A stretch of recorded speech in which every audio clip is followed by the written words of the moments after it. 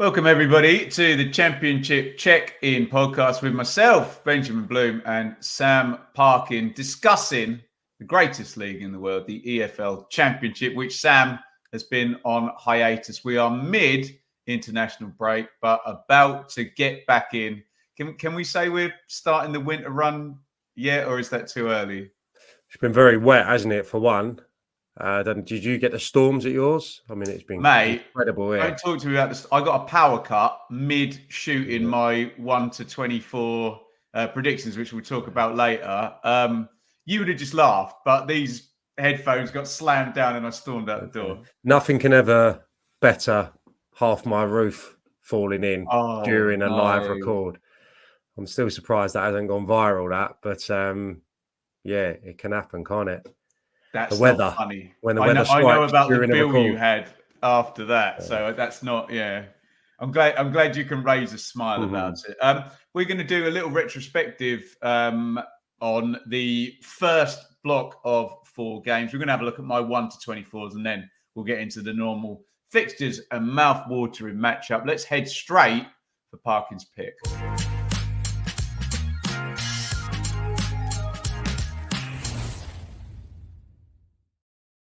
And Sam, the plan here is to just look at the best and worst of the first 4 games, right? Yeah, I think, it's obviously not been loads of football, and I think it obviously gets a little bit blurred with the transfer window as well, because, a lot of teams are still working out their best 11s and going to improve greatly. And I think when you look at, I think Burnley's probably a prime example. They're going to probably look very different in a month or so's time once the new signings can bed in and they can get over the loss of some big hitters. So yeah, it's very early, but I think it's right that we give some players some plaudits and some managers some plaudits, and probably some individuals and some collectives that maybe not going to be there over the course of the season, but deserve praise for the opening few weeks of the season. So we're going to go best team, best player, best goal, best manager, and we're never ones to stick the knife in. So we're just going to talk about the biggest underachievers in terms of the negative. Sam, there's an obvious answer to this, and I'm going to give you the open goal. Who is your best team of the first block of Championship games? Yeah, well, it was difficult for me to kind of give a unanimous answer or decision on a lot of these, because I think in some cases it's kind of a combination between the manager, the recruitment, how the players are performing. So I could have given you a different answer, but I am going to go for Sunderland as the team. I think that's based on the amount of individuals that are just performing at a really high level. I think even when they made a couple of changes for the victory at Portsmouth, I think that's Ballard's first start and Alan Brown coming in, who by all accounts has been exemplary in the minutes that he's had. I think even a couple of changes, the quality of the performance wasn't diminished, and those guys' level was so high. So listen, a lot of it is about the new manager, absolutely. But when you think of Sirkin at left back, the form that he started the season in, Bellingham and Rigg and Neil, that triumvirate. Have I said that right? Don't think I have. That trio in the middle of the pitch, they've just been unbelievable. And I think he had to change the setup a little bit the other day, with Bellingham being the most withdrawn of the midfield players, the deepest anchor. In that 3-man midfield, it didn't disrupt the performance. And you go on to Mayenda at the top end of the pitch, and that's my one obvious concern, I think, which the Sunderland fans would echo. Are they going to have enough in that department to maintain their early season form? But 4 goal involvements from him is an incredible start for someone who was at Hibs on loan and not getting in match day squads, I don't think, when he had his loan spell there. So I just think individuals are at a really high level. They're all embracing this attacking style of play with the intensity, which I think is the biggest thing that's caught the eye. And clearly they've got a chap in Regis Lebris who is what seems very, very switched on tactically. So, yeah, defensively, best team as well at the moment. Obviously, don't need to go into the numbers there, but Luke O'Nien is the only goal scorer against them so far, who is their arguably best defender. So I think that sums it up quite nicely. They're in a really good place. They are. And I've gone for Blackburn, Sam, who I won't give away what we're about to say in where I had them in my pre-season 1 to 24 and where they are now. But needless to say, there was a big gap between where I had them and where they are now. And we were worried about Blackburn, Sam, weren't we? There's been long-term kind of chaos and issues with Venky's and financial support, maybe not reaching Ewood or, just not being there at all. We kind of knew after Sammy Smodic sat down on Big Sam's podcast pretty much as soon as the season had finished last year and basically kind of gave his pitch to clubs to come and sign him after his amazing season last year. Fair enough. Make hay while the sun is shining, Sammy. So my take was that Blackburn were a team that finished last season really badly whilst having the division's top scorer, and they weren't going to have him this season. But they've been excellent, and I've got to give props to friend of the show, John Eustace, who just seems to give off this beautiful sense of calm for everything that's happening there. There's no chaos for John Eustace at all. And what you need to do is batten down the hatches a little bit, be defensively good, recruit really, really sensibly to mitigate, maybe a big star player coming out, and then punch your weight in games. That's all you can ask if you think there's a bit of cash. Just punch your weight. Just perform well. We're not looking for anything spectacular. And I think you can just tick Blackburn's box for all of those things. Maybe they caught Derby at a good time in the first game, having just got promoted, and looks like it's better to play Derby at home than away from home at the moment. Good point against Norwich. Could easily have lost that game and got back in there. Yes, okay, we're looking at then another promoted team in Oxford, but beat what's in front of you, and then again away from home, punch your weight. Got out of dodge maybe a bit at Burnley, but they're undefeated. And Sam, I like how he's brought like experience with Vyman and Bart into the group. They've gone a bit further afield for Maktar Gay, who may not give the goals that Smodics did, but he's going to do a great job for them there. And Todd Cantwell is back, and he could be there and he could be there, but I repeat, he could be there. So I think we're not doing overachievers, Sam. But if we were, maybe it would be Blackburn. So we've gone Sunderland. Yeah. Anything to add on, Rovers? Yeah, I think if just chip in there a little bit, the squad looks a little bit unfashionable, maybe. I think that Blackburn squad, but I think similarly to how John Eustace inherited the Birmingham squad last year, he just seems to have a habit of getting the best out of a squad. And I think there's real potential in one of those forward players, a Hashi or Gay that you just spoke of, Vyman maybe even in the twilight of his career, but having a bit of a breakout season, but just really doing the business in the absence of Sammy Smodics. And they've got good championship players, littered around that squad like Dolan and Hedges, Rankin Costello, Travis. Yeah, these are guys that have been, in the top half of the championship, probably consistently capable of really good sporadic results, but maybe not quite having enough to get into the promotion mix. So we shall see. I think, given everything I've said there, he's just such a steady hand, John Eustace, and I think it improves players and can get the best out of a squad that maybe is limited in some areas compared to the leading sides and the most fancied sides in the division. So, yeah, I think pound for pound, he's got to be right up there with what he's doing at the moment. I heard him on TalkSport the other day, so it shows that I think nationally people are looking and thinking, "Cool, Blackburn, unbeaten start to the season, having lost Smodics." Yeah, definitely deserves credit. and he's the ultimate sympathetic figure after what happened at Birmingham, the way he was.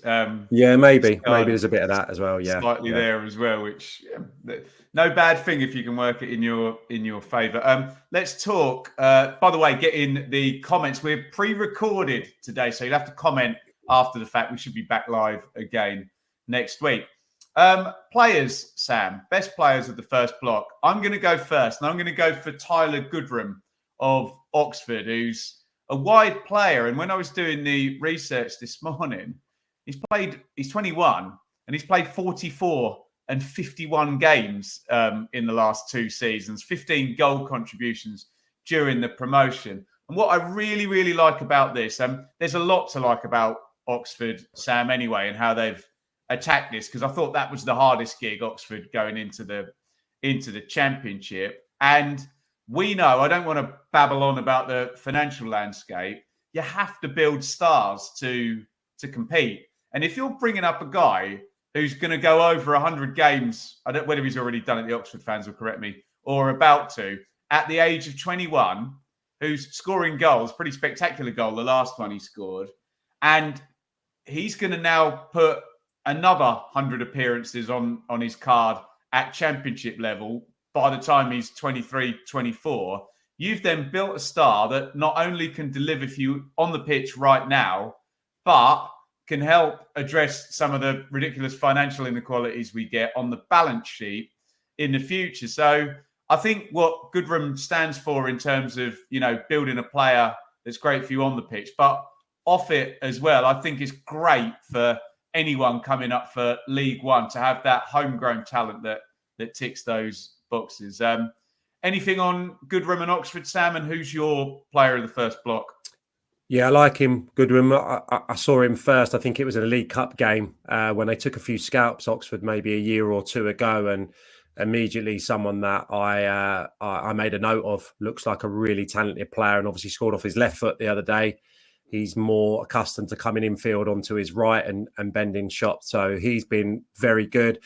I wanted to touch on Oxford. I think we're going to come on to manager in a few moments, but he would absolutely be a shout for me. Considering they've won their home games convincingly so as well against Norwich and Preston, and had to shift things around. I think early on against Preston when they were getting overpowered in essence. So I think, coming up and having to approach games differently. They played very much counter-attacking times last season, but I think he's showing that he can be adaptable.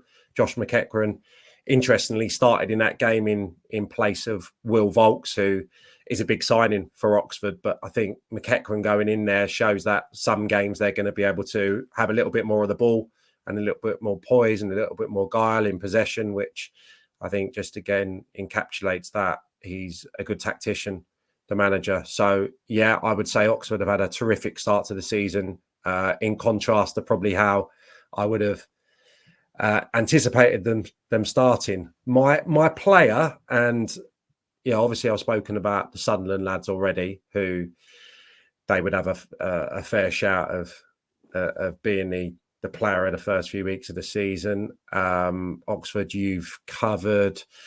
West Brom, I think for me, deserve a mention. The start they've had, could go for Fellows, who I think has been really impactful, obviously. But I'm going to go for Madger.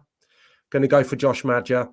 I just think he could be a real difference maker. Think of, maybe what West Brom's flaws are as they're looking to get promoted into the Premier League. It would be a dearth of a central striker. And I think last year it was a conversation we would have had multiple times with John Swift maybe having to play high. Jed Wallace certainly had to play as centre forward a few times. I love Jed, but he's going to be preferring to be playing as a creator, as a supplier, rather than the one getting a finishing touch. So Madger to have not only the 4 goals, but a quite sumptuous assist as well for Malombi's goal against Swansea the other day. Amazing goal, and his part in it is terrific. Taking it, getting turned, brilliant awareness. So that's really exciting for them as well if he can combine as well as he did on that occasion. But obviously the goals, and he's only had 8 shots and he's converted 4. So he's in a real rich vein of form. I think he's only passed up one big opportunity, if you like.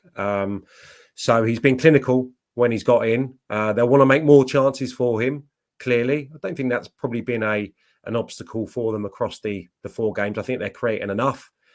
I think the attempts are up there, and the XG4 is all positive. So I think they're spreading the opportunities around, but he's a terrific finisher, Madger. So yeah, most goal involvements this stage of the season, opening day, hat trick. I'm happy to plump for the man in form in front of goal right now. No, makes a lot of sense.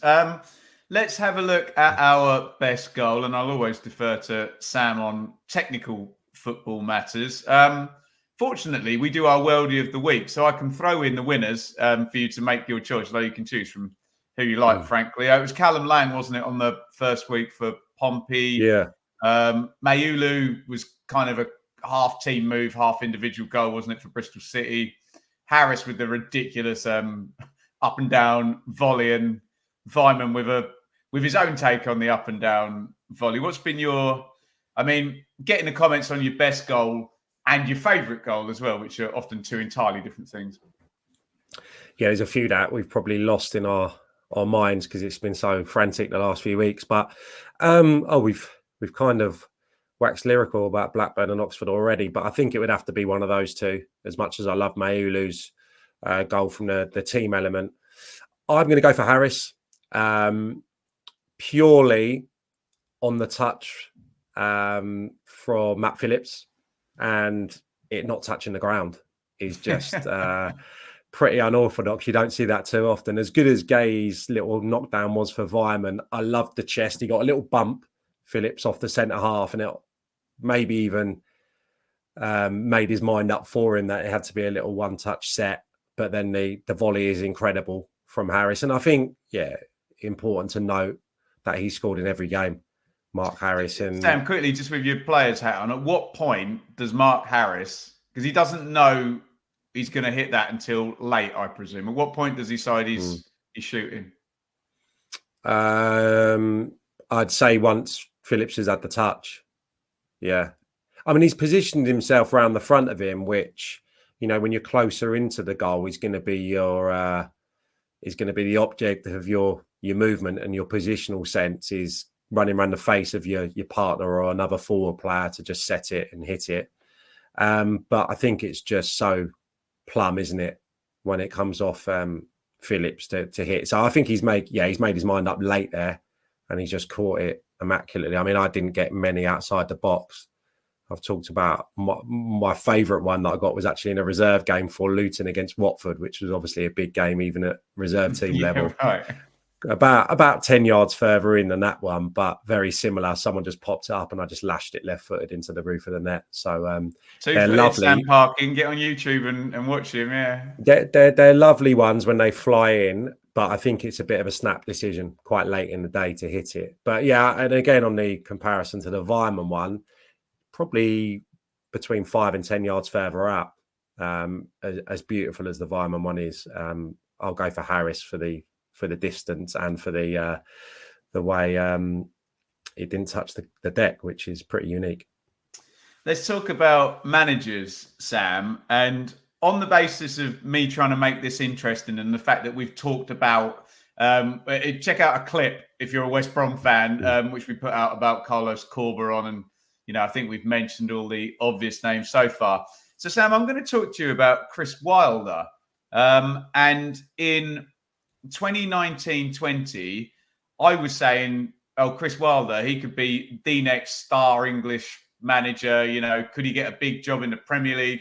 Could he get the England job, having gone up League One, Championship, finished 9th in the Premier League, innovative style of football, and we've heard about 3-5-2s and centre backs coming round the outside in that team. So it's all just kind of died off a little bit for Wilder since then. And I think there was still the residue of that brilliant couple of years on him when he got the Middlesbrough job. Don't think the Watford thing did him any favours. And then last year, Sam, I'm like, don't go back there. It's not going to work again. And another relegation. But I don't know if you agree with me. I'm starting to see a little bit of the old chutzpah and vibe from Chris Wilder that we used to have, where he's a little bit, front foot. He's intense in the interview. He's always on the offensive.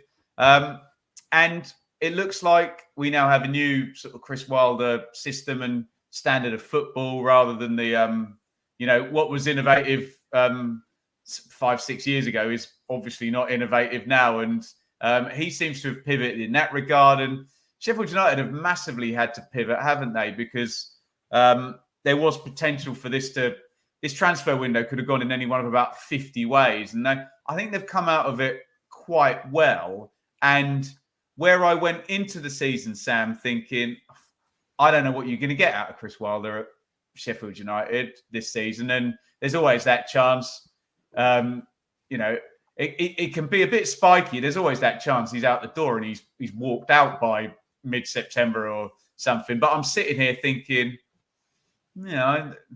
I fancy he might be back to his old self. Give me a take on Wilder and give me your favourite managerial performance of the first block. Yeah, no, I think it's been a good start to the season for them. I think everyone was quite apprehensive about going too big on Sheffield United because of the gaps in the squad. You and weren't. Obviously no, and maybe the points obviously as well that they'd had taken at the start of the season. But I know in terms of the recruitment, I don't know how it would look if they were good to get promoted.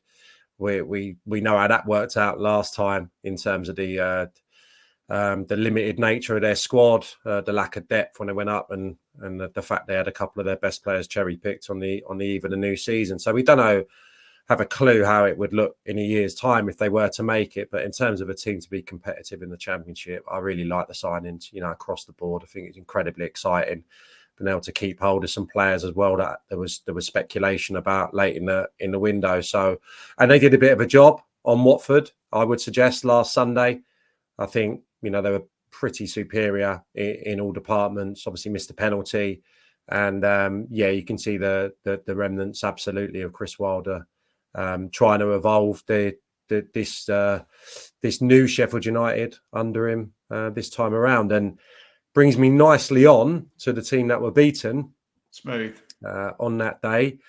I'm going to go for Tom Cleverley as my manager of the first little chunk. I just think in terms of how they were viewed in the summer, how they were predicted to fare, they've won 5 out of 6 games. And yes, 2 poor teams, or certainly MK Dons in terms of where they are in the ladder, and Plymouth Argyle, the other team they beat in the cup in terms of their early season fortunes. 2 games you'd expect them to win, but took care of business there.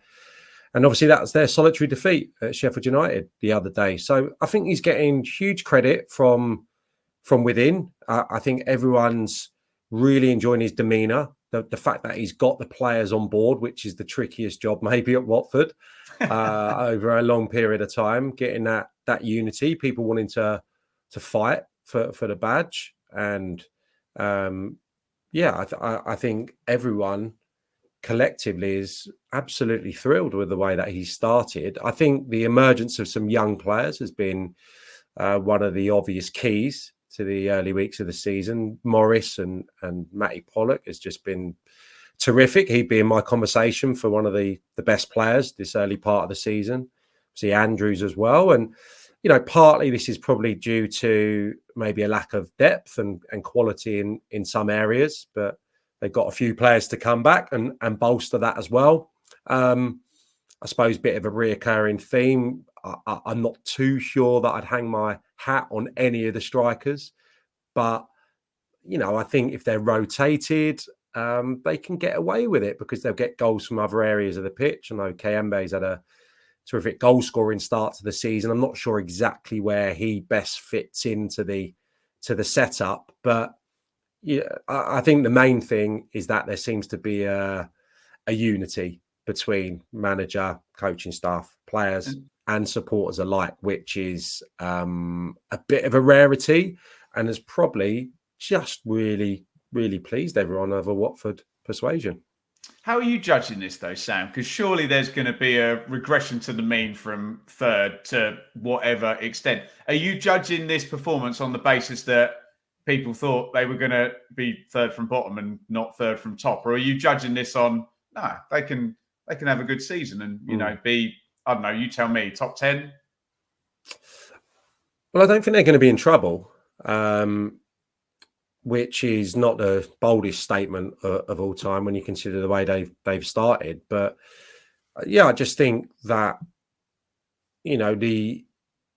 the ability of a young manager to go in and put a kind of structure in place, which is, I think, been really evident, a successful structure. I mean, they've lost 3 of his 15 games, I think, in all competitions, a goal difference of plus 10 currently. So it's no longer a flash in the pan.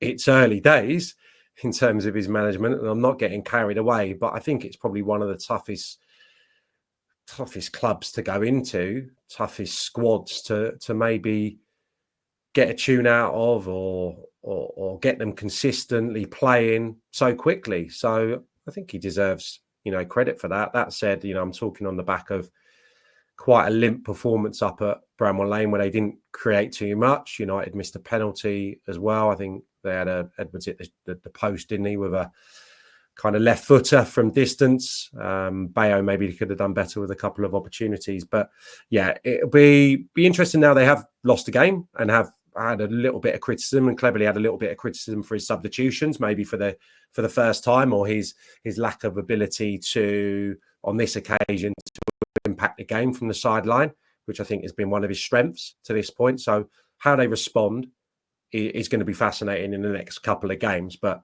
yeah, I'd see it a season where he can enhance his reputation, which is obviously good at the moment. It's very new for him, but yeah, not a season I see them struggling. A prediction, I think they'd say top of the bottom half as a successful campaign. If they could be in the top half, that would be a sensational return from a season where everyone anticipated them to struggle. Yeah, cool. That's useful to have that framing there at the end on Tom Cleverley and Watford. Right. Let's talk underachievers then, Sam. And you and I were both there, the playoff final 2023, and our 2 picks have, more than a big link to that particular game, don't they? But Sam, you're actually going for your former employers in Luton. Yeah, and yeah, I'm not going to steam in at all because this is obviously a week or so after, I can't even remember now, but I was there for the QPR game. I thought they played well. I thought Luton played well. I think they're getting done by a lack of clinical edge at one end of the pitch, and they're getting punished for individual mistakes or little lulls in periods in games.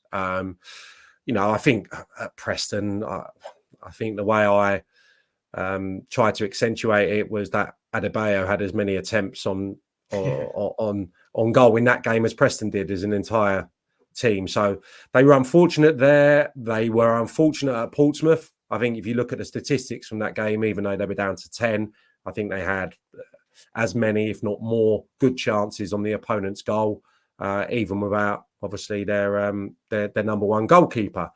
And against QPR, I thought they were the better team, probably for the majority of the first half when they scored.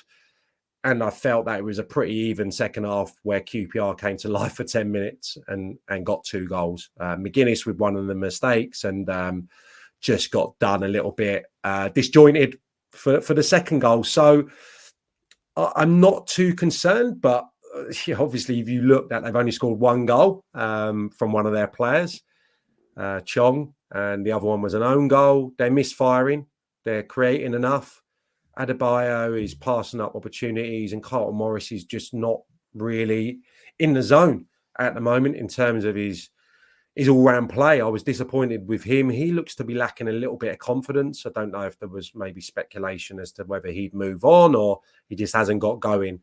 I think it can be hard, Ben, to be honest. I've not got experience of this, but they've been in the Premier League last year, and now all of a sudden they've got to find that motivation and that energy to attack the Championship as they did a couple of years ago to get that unlikely promotion. is this squad of players, a lot of them that still remain from those days, are they going to find it within them again to go and be in the shake-up? Clearly, there's a talented squad there. What I will say at this juncture as well is that you've got Anderson to come back, you've got Nakamba to come back, you've got Burke, who's been short of fitness, to come in. I really liked Baptiste the other day. I thought he was terrific. And I really like Zach Nelson when I've seen him as well, a young player. So I think this is a good squad. I think that they will improve, and I wouldn't want to write them off just now, but maybe it's a mentality thing as well that just needs, now that the window's gone, just need to refocus maybe. If the players are moving on, and lost Ogbene late in the window, probably as I touched on at the top of the programme today, the top of the podcast today, Ben, now that is all out of the way and Rob Edwards knows who he's got to work with and what his best 11 is going to look like, so on and so forth, maybe we're going to see the fruits of his and his squad's labour come to the fore in the next few weeks. And tough one away at Millwall, who have got going all of a sudden to look forward to at the weekend. But yeah, absolutely underachieving in terms of points, goals, victories, but performances not too alarming, I don't think.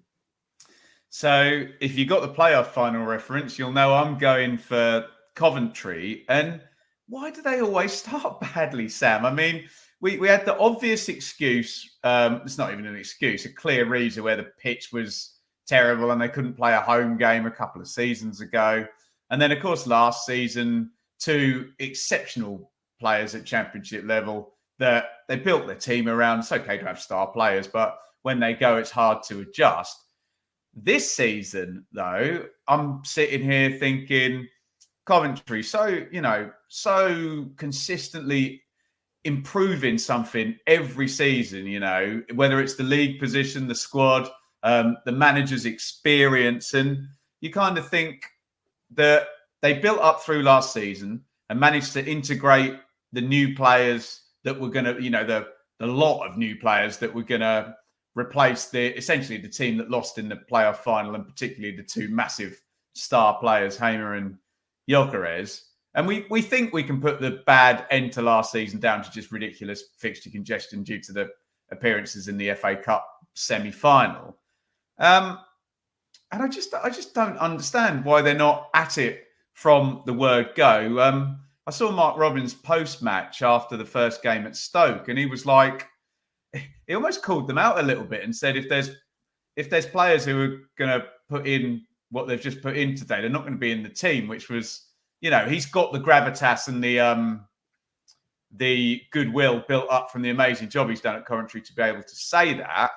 And then, they should have beaten Oxford. They were comfortable in that game, but it was still a late goal. And then you draw in at Bristol City and then losing at home to Norwich, who really needed a win. And, we've all loved to what Norwich are trying to do. They're at the start of a journey, and Coventry are way into a journey under Mark Robins. And just a bit disappointed. I've bigged them up, and we'll talk about my 1 to 24s. I always say, outside of the parachute teams, Coventry are now the most powerful on the basis of their excellent trading.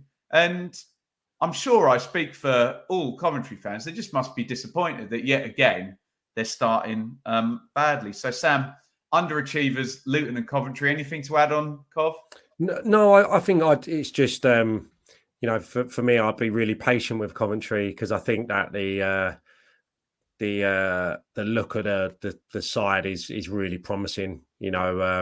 I think going forward, I'm just anticipating Sakamoto and Hadji Wright having such big seasons. So I've been disappointed that maybe they've just tailed off the last couple of games. Should mention Ben Sheaf hasn't played yet, which may make a big difference.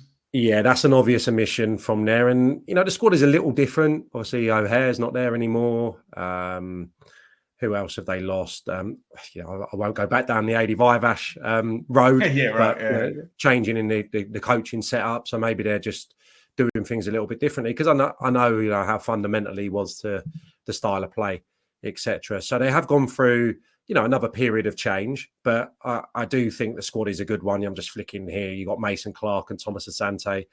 coming off the bench the other day, they got good players, Coventry, and like I said, they've got 4 players that have been at the club now for over a year. In the case of the 2 lads I just mentioned, and Sims and Hadji Wright had that brilliant tail end of the season. So it's about them being clinical, converting chances at one end, and that structure of the team being solid. And if they can marry those 2 together because of the quality of the squad and the manager, I'm sure they'll improve. Whether they'll have enough to emulate what they did a couple of seasons ago, I'm not so sure. I think maybe this is going to be one that they're going to have to build again, maybe for an attack on promotion in the years ahead rather than this one. There we go. So those are our underachievers in Luton and Coventry. And get your comments in. Keep calm in the comments, guys. It's just a discussion, just some opinion. You're entitled to yours. We're entitled to ours. And that was Sam's team of the first 4 games, Sunderland. Mine was Blackburn. My player was Tyler Goodrum and Sam's was Josh Madger. We picked out Mark Harris as our favourite goal for Oxford at Blackburn. In terms of managers, I picked out John Eustace and Sam Tom Cleverley. And our underachievers there, as we just mentioned, Luton and Coventry. And we are going to move on to We Need to Talk About.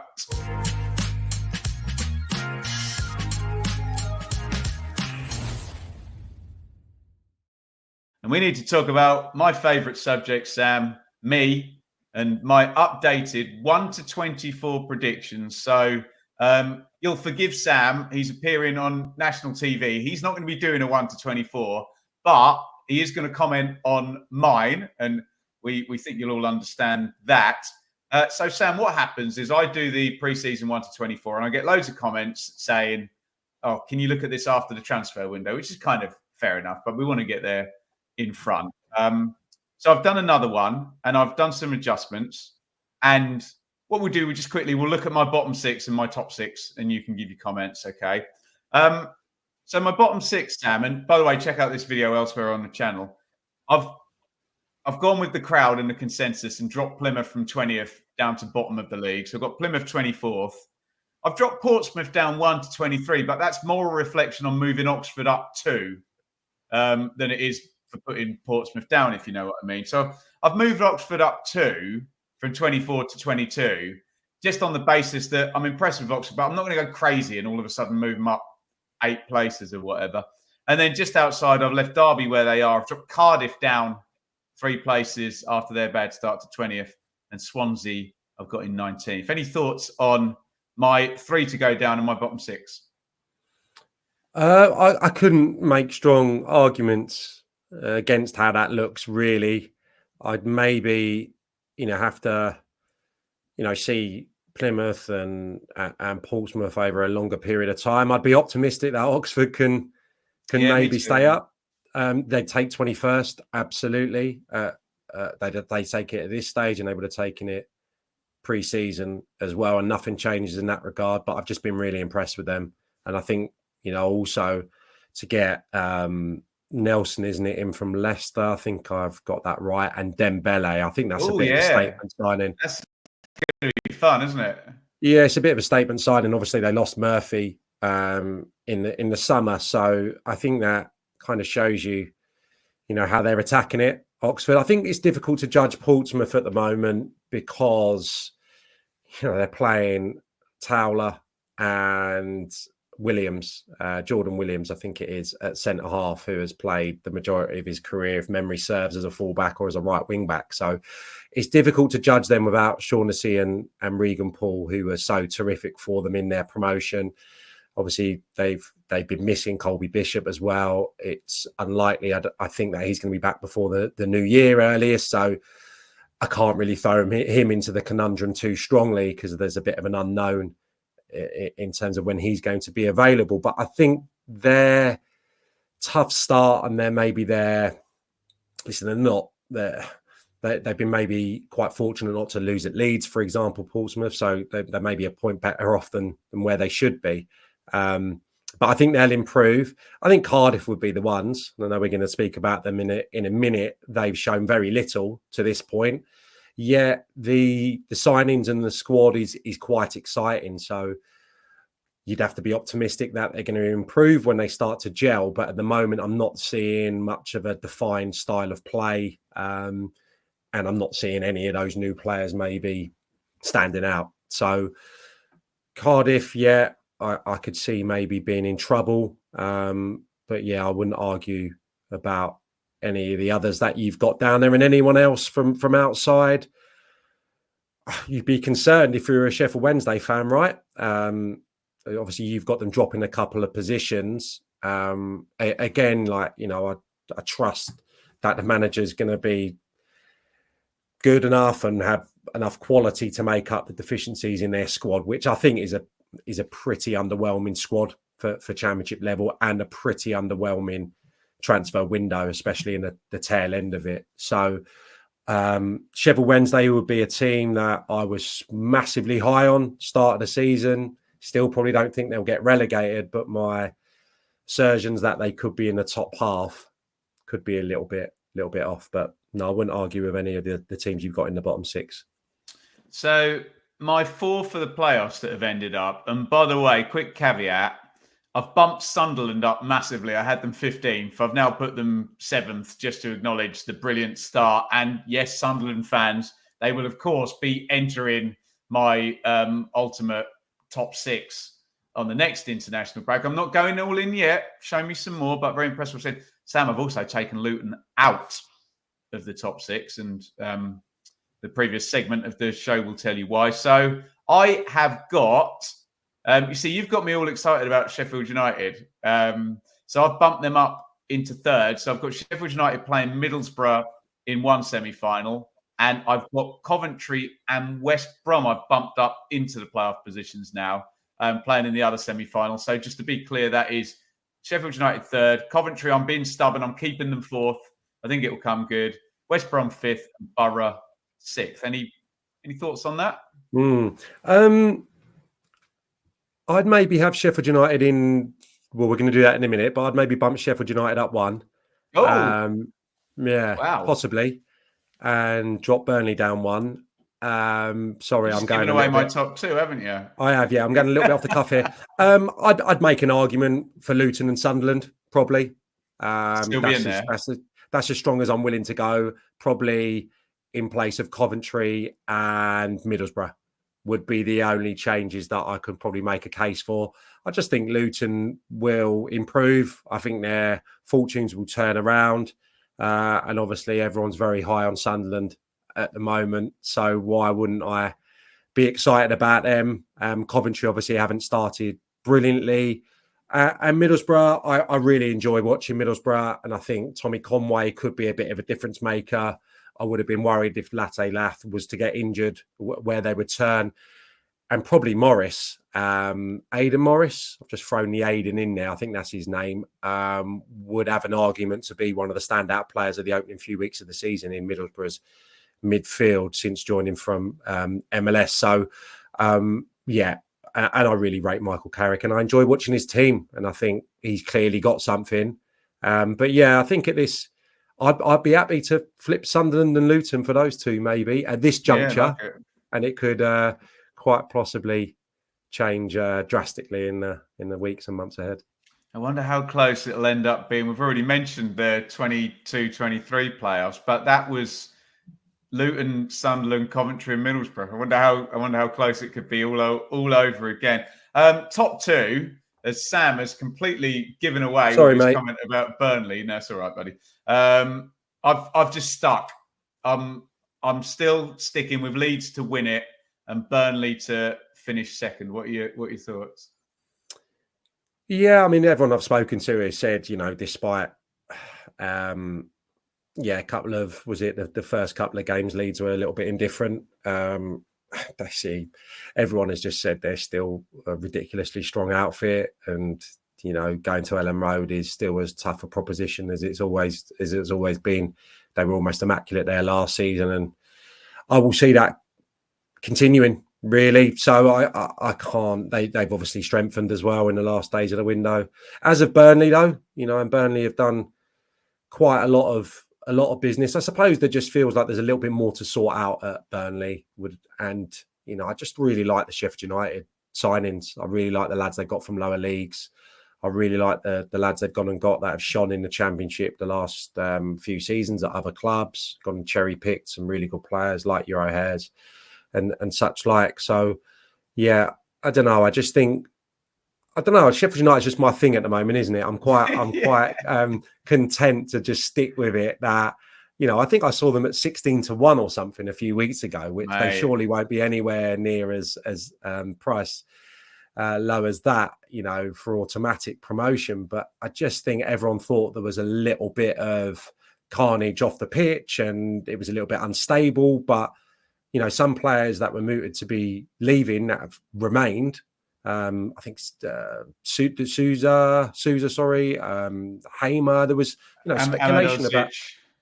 Yeah, there was, big speculation about some of these players moving on. So to keep hold of them and have the steady hand that you spoke of in Wilder earlier on in the season, the front players will improve. Don't think they've started brilliantly, and Kiefer Moore is not going to be someone who's going to play every minute of the game. So you're going to have a little bit of adaptability at the top end of the pitch. But yeah, again, I'm happy to nudge Sheffield United up one and have Burnley fall out. But I think it could be a battle between that three, maybe, for the two.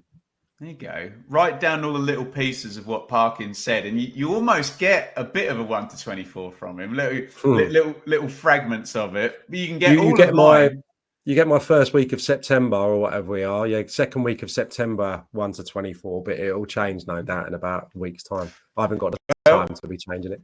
I will be changing mine every international break, doing a little update. So check that out elsewhere on the channel. And finally, Sam, we can look ahead to some actual football in the Championship that's going to be happening in round 5.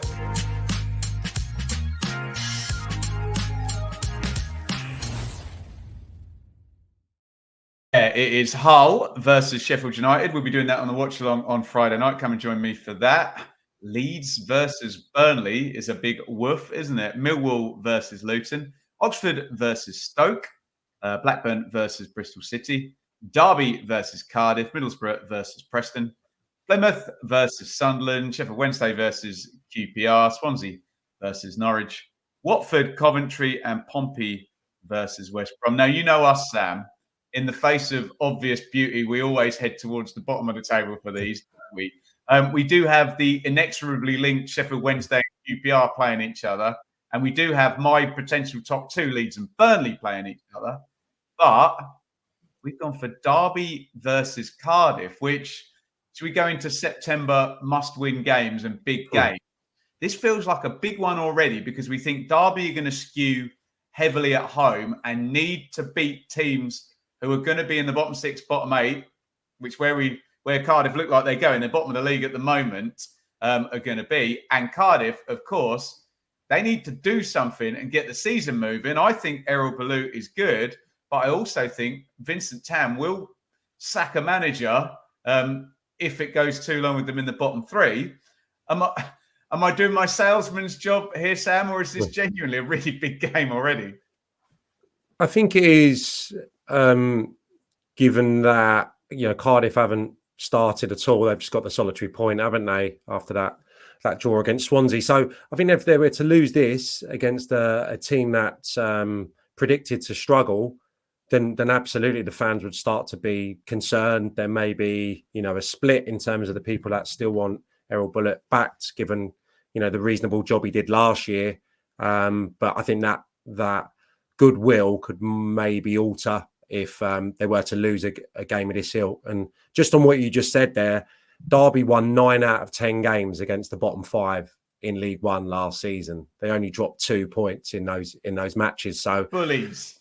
They took care of business, in the games that they would have really fancied winning. And again, different kettle of fish now, higher division, tougher opposition, tougher matches, harder to get points.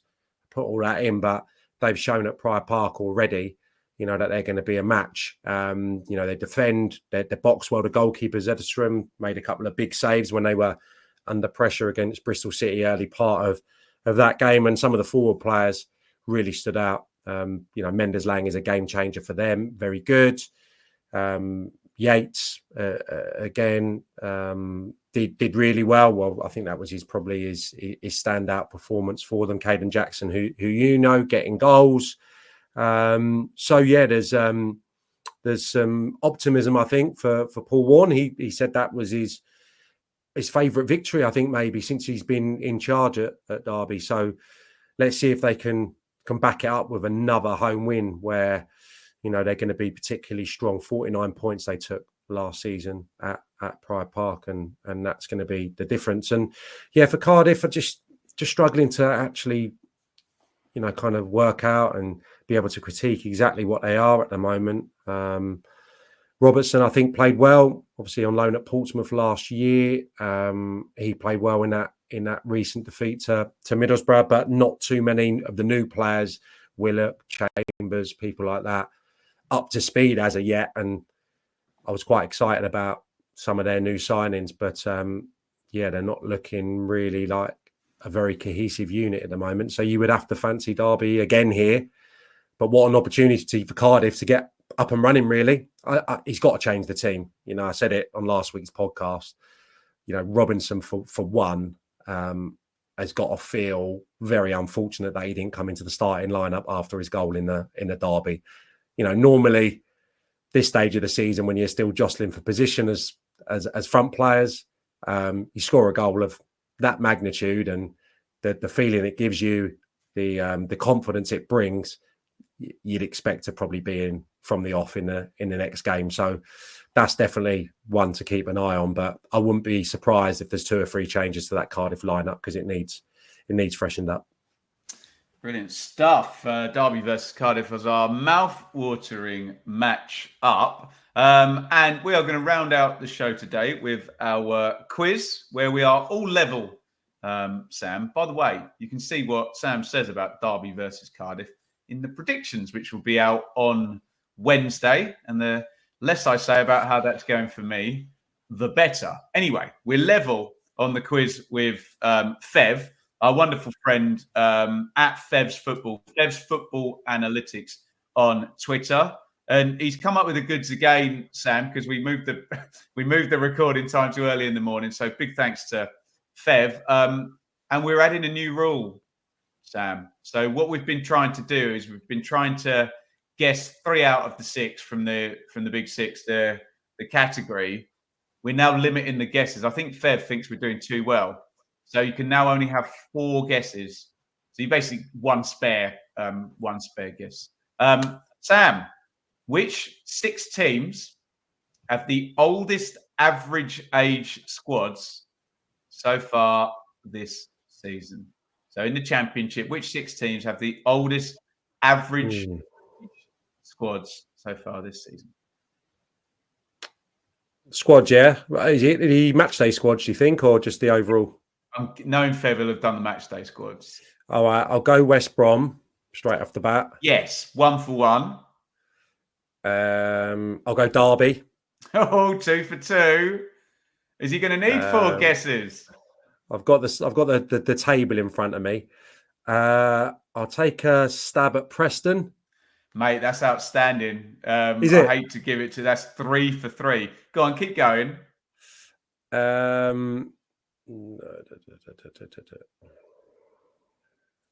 Sheffield United?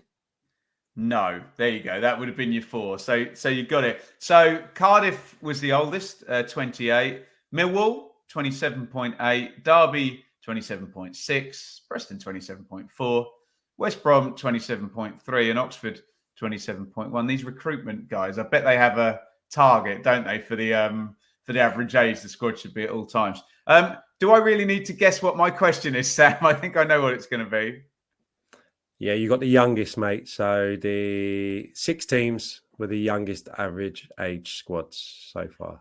It has to be Sunderland, surely, by miles. Yeah, by a year and 4 months. Yeah. 22.8 average Sunderland. I think Norwich have tried to sign loads of youngsters and taken out a few older players. So I'm going to say Norwich. They're not there. Damn. Oh, mate.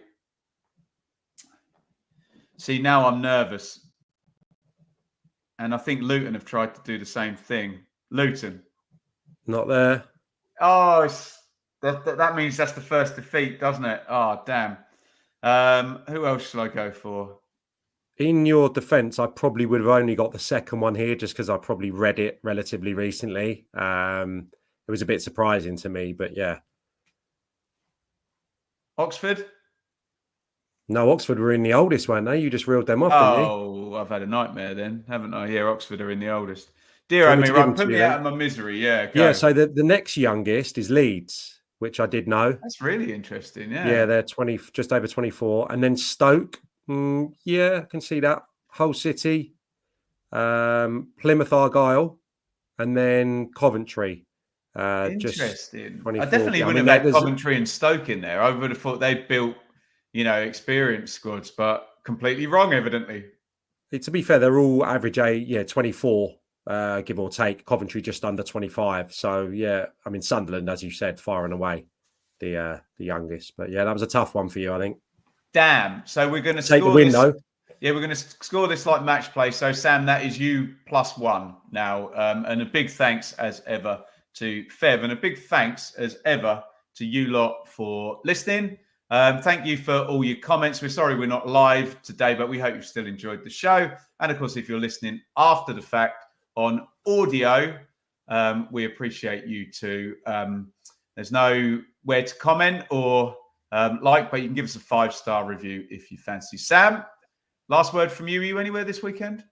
Yeah, I'm going to be at Millwall v Luton on Ooh. Saturday lunchtime. So yeah, that should be a really good one. And yeah, have a good week, everyone. Nobody in the comments telling us about an obscure right back who's had an unbelievable start to the season. So yeah, apologies to anyone that was omitted from any of our lists this morning.